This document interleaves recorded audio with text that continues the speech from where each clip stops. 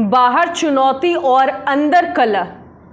आपको बता रहे हैं बीजेपी ने एमपी में क्यों उतारे दिग्गज साथी, चाणक्य चाल क्या है, राजनीति की चाणक्य चाल बीजेपी क्या बुन रही है।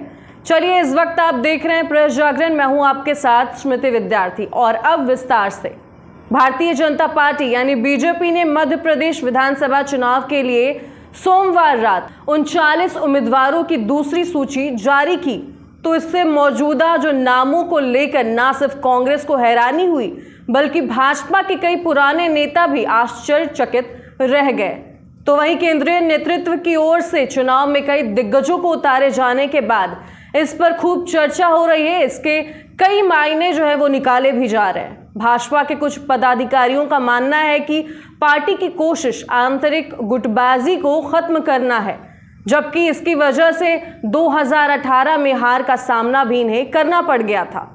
तो वहीं भाजपा नेताओं का मानना है कि दूसरी सूची के चुनाव को कांग्रेस के लिए मुश्किल बना दिया है, जो 2 दशक से की एंटी इनकम्बेंसी का फायदा उठाते हुए सत्ता में आने की कोशिश में जुटी है। पहले लिस्ट में भाजपा ने उन सीटों पर उम्मीदवारों का ऐलान किया था जिन पर 2018 में पार्टी को हार का सामना करना पड़ा था। दूसरी सूची में भी मुख्य तौर पर सीटों पर योद्धा उतारे गए हैं जिन पर पिछली बार जीत नहीं मिली थी। तो वहीं इतने उम्मीदवारों वाली लिस्ट में 11 नए चेहरों को शामिल किया गया था। साथ ही मध्य प्रदेश की राजनीति में ऐसा पहली बार हुआ है जब भाजपा नेतृत्व ने विधानसभा चुनाव में 7 मौजूदा सांसदों को उतार दिया है, जिनमें 3 केंद्रीय मंत्री शामिल भी हैं। और साथ ही मोदी सरकार में मंत्री नरेंद्र सिंह तोमर, फग्गन सिंह और प्रहलाद पटेल को टिकट दिया गया है, जिनके अलावा सांसद राकेश सिंह को जबलपुर से, तो वहीं उदय प्रताप सिंह को गाडवारा और रीति पाठक को सीधी और गणेश सिंह को सतना से चुनाव लड़ने को कहा गया है। सूची को देखकर पता चलता है कि पार्टी ने सिंधिया फैक्टर पर भी भरोसा जताया है। तो साथ ही इतने सारे उम्मीदवारों में से यानी 49 में से कम 5 ऐसे नाम हैं जो सिंधिया के करीबी माने जाते हैं। तो वहीं शिवराज सिंह चौहान ने लाडली बहन योजना स्कीम के तहत महिलाओं को हर महीने 1250 रुपए की मदद की जो शुरुआत की है, उसमें एलपीजी सिलेंडर 450 रुपए में देने का ऐलान करने का जो माहौल है अपने पक्ष में कर लिया है। साथ ही उनकी कोशिश है कि ऐसे ही वो महिला वोटरों को अपनी तरफ खींच सके। तो वहीं पार्टी पदाधिकारियों का कहना है कि केंद्रीय नेतृत्व को 2018 विधानसभा चुनाव से ज्यादा सत्ता विरोधी लहर का इनपुट मिला है। इसके अलावा पार्टी कार्यकर्ताओं का इस बार जो उत्साहित है वो नजर आ रहे हैं। साथ ही पार्टी नेतृत्व की ओर से जो पिछले कुछ महीनों में कई प्रयास के बावजूद उनमें पहले जैसी उत्साह नहीं दिख रही है। साथ ही पार्टी को उम्मीद है कि बड़े चेहरे को मैदान में उतारने से कार्यकर्ताओं का जोश बढ़ेगा। ये दिग्गज नेता अपने अपने क्षेत्रों में पार्टी कार्यकर्ताओं पर प्रभाव रखते हैं।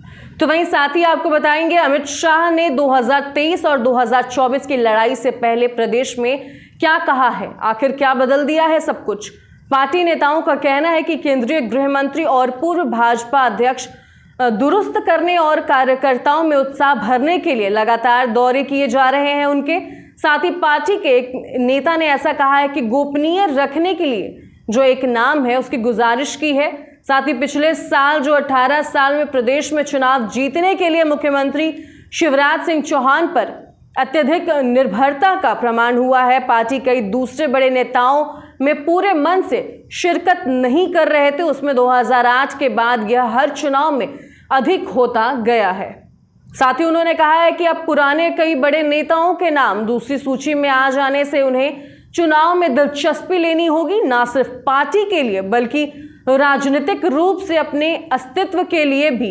यदि वे जीतते हैं तो राजनीतिक करियर में एक नए मौके होंगे। उनमें से कई से कम मुख्यमंत्री पद के आकांक्षी हैं। यदि नहीं तो जीतते हैं तो ना सिर्फ राज्य में बल्कि केंद्रीय राजनीति में उन पर सवालिया निशाना लग जाएगा।